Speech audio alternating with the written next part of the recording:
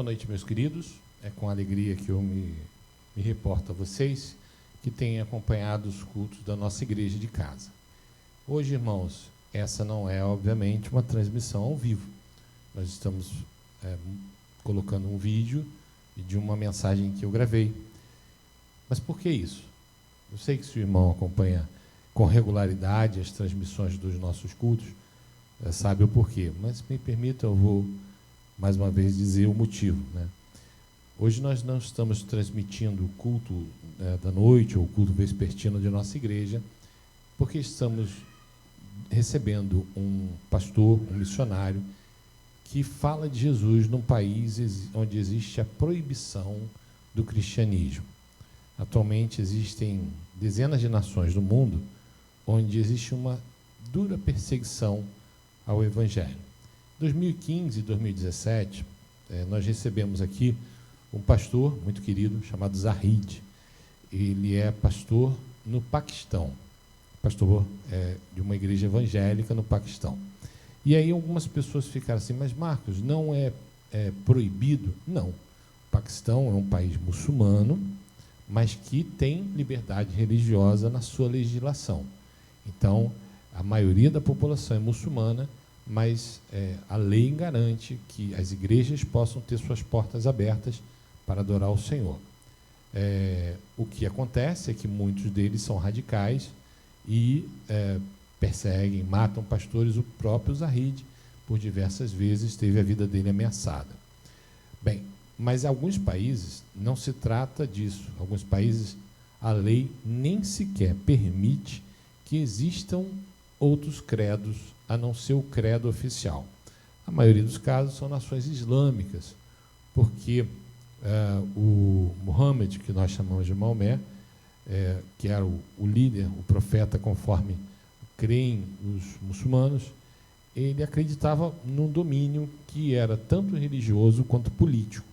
Então, em várias nações, onde eles têm essa maioria da população que fazem parte desse credo, essas nações, algumas delas, não todas, são nações onde existe a proibição de que existam outros credos, não só o cristianismo. Eles proíbem também o budismo, o hinduísmo.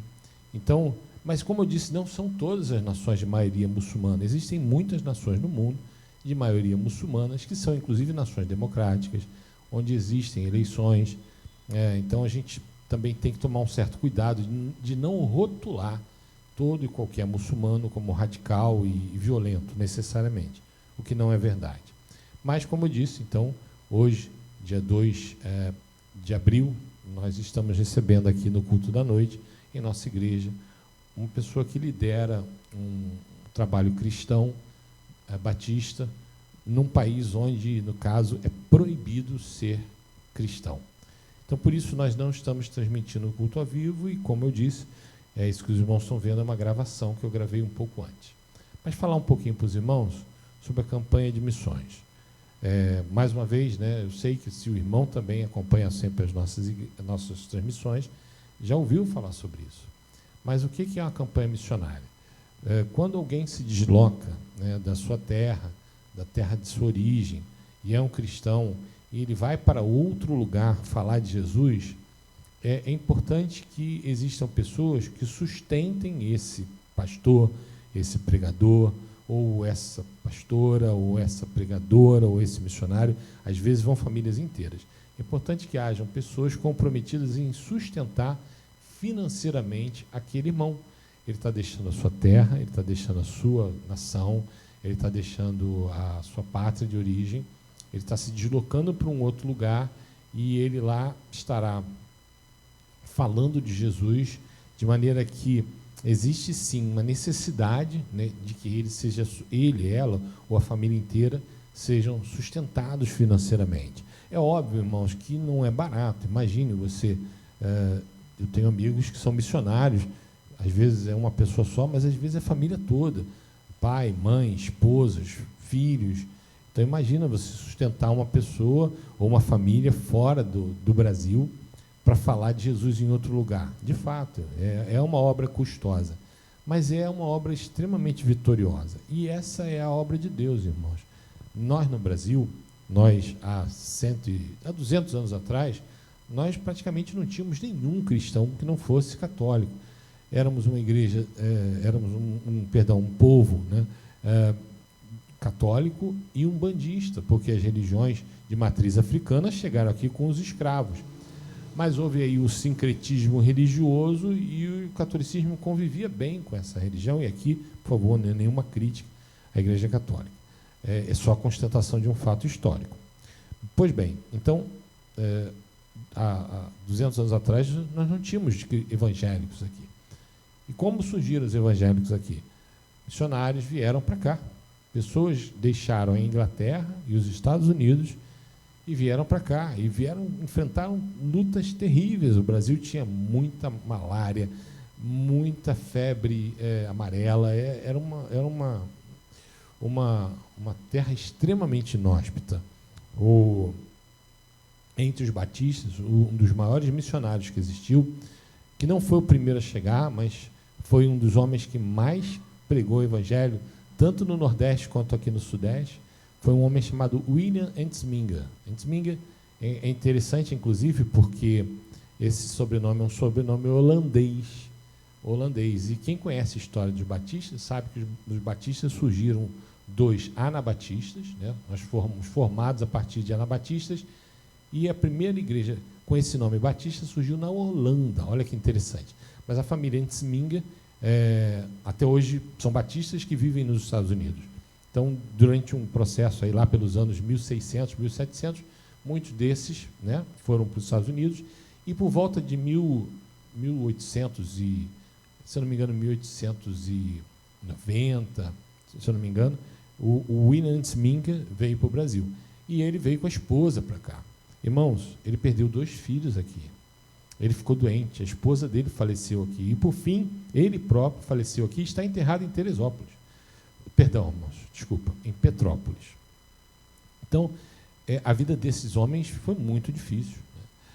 Houve uma época lá, uma recessão econômica que houve nos Estados Unidos, por volta de 1899, 98, se não me engano. Houve lá uma quebra de safra, né? E muitos dos que ofertavam para missões lá nos Estados Unidos eram fazendeiros. E houve um ano de pouca chuva, os fazendeiros colheram pouco e ofertaram pouco para missões.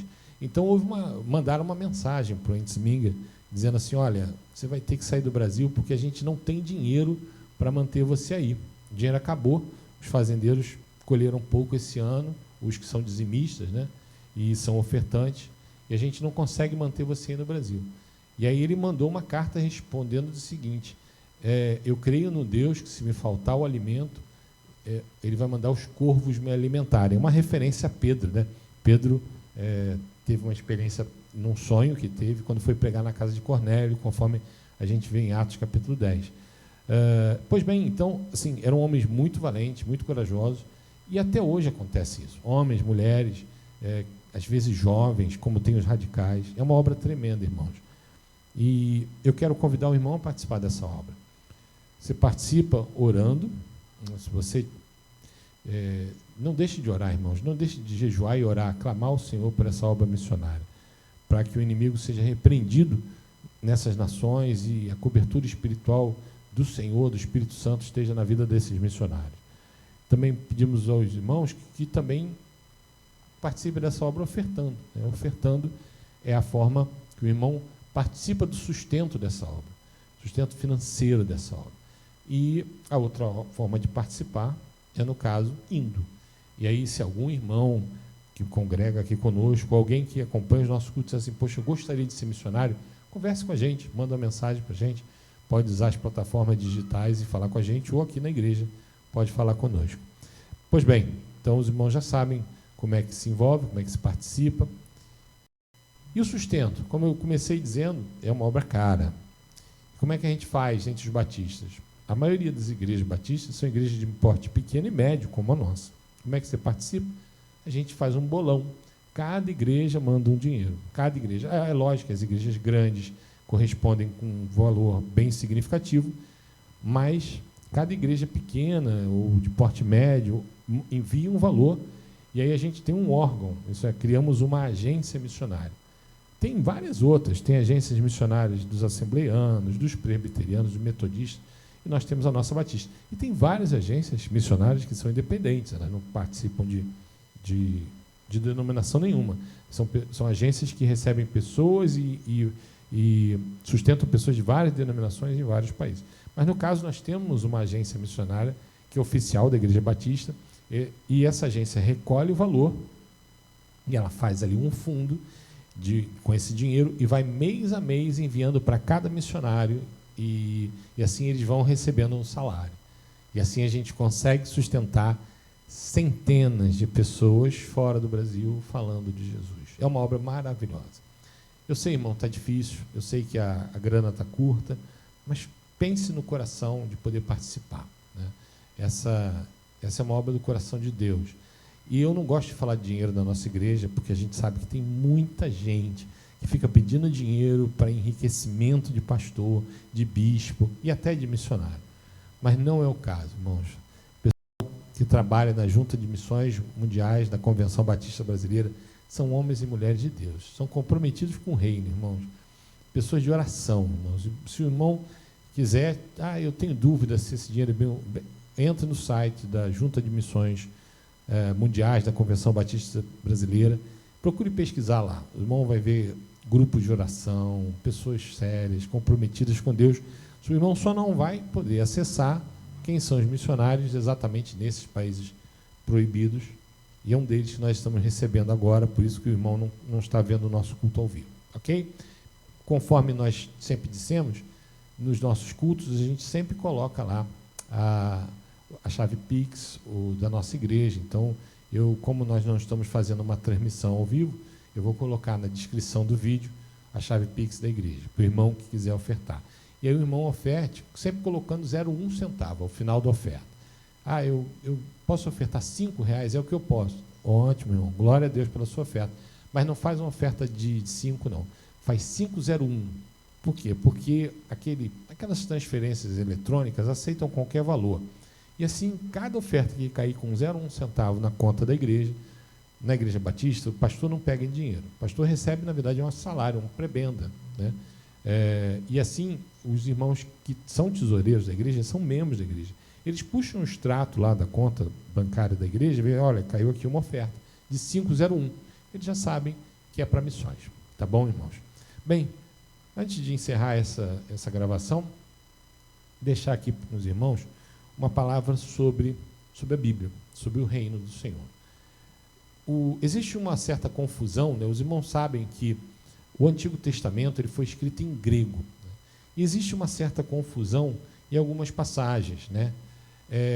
A forma como é traduzida tem uma certa confusão.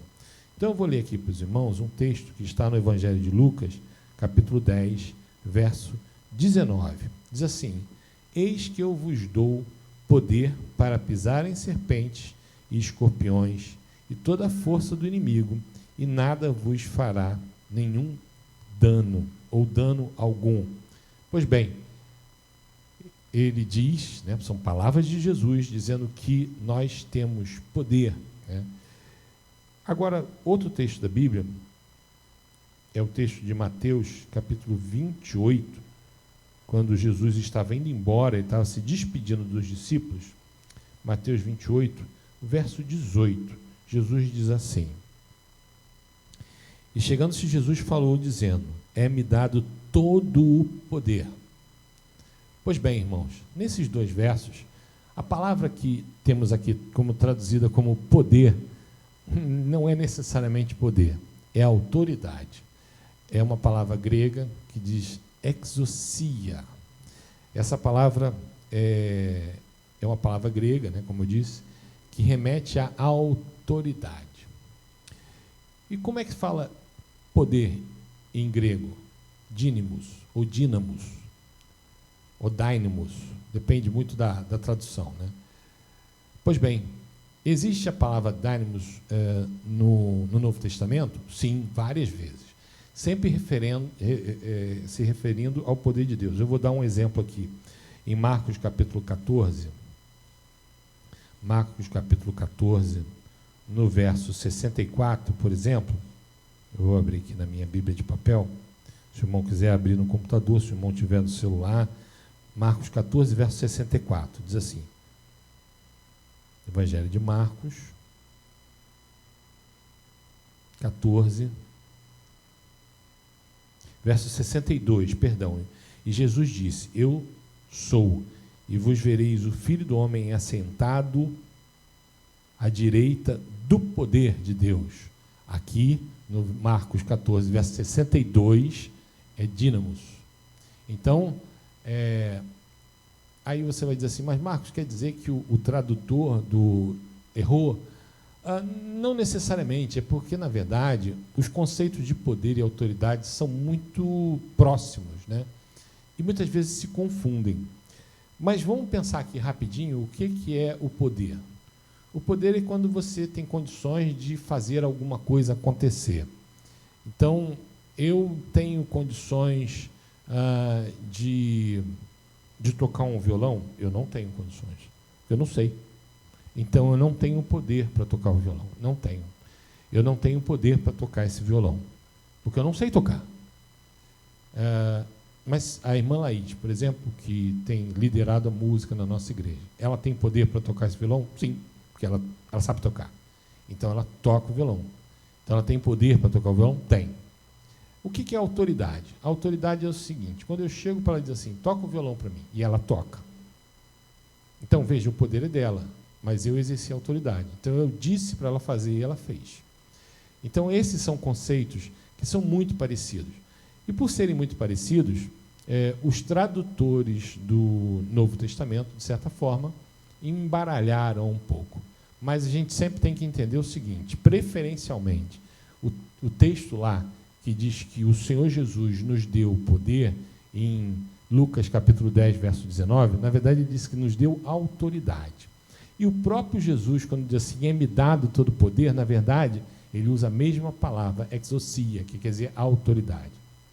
Porque o poder, irmãos, não é nem mesmo de Jesus, ele falando, né?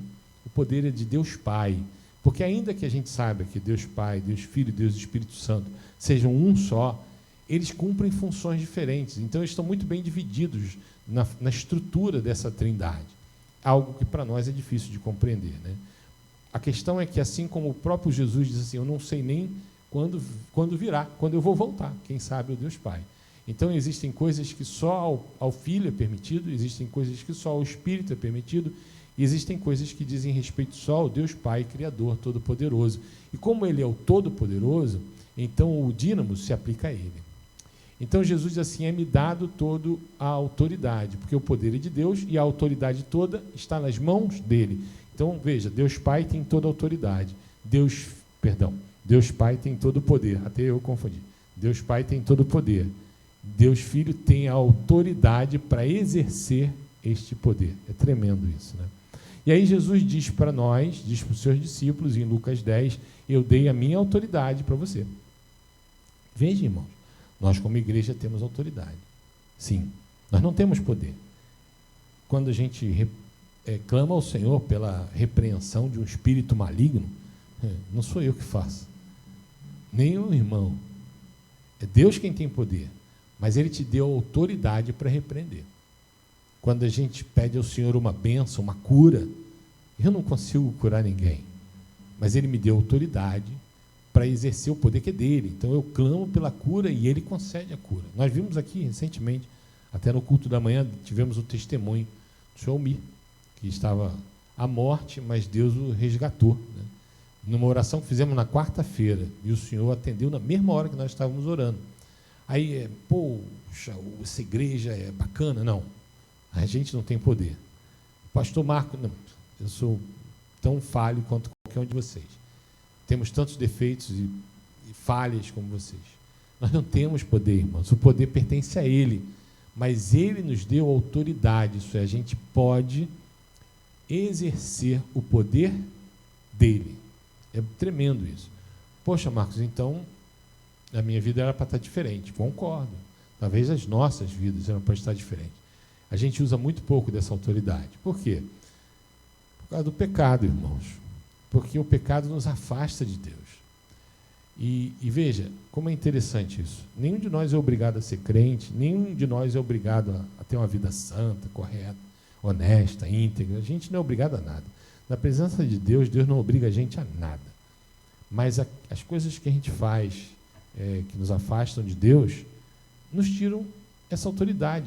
Tiram de nós a legitimidade para usar a autoridade. Porque a autoridade, quem está dando é Jesus. A autoridade é dele. Ele diz assim, eu tenho toda a autoridade e estou entregando para a igreja. Poxa, mas eu digo que sou crente, mas estou tão longe de Jesus, tem autoridade? Tem não, irmão.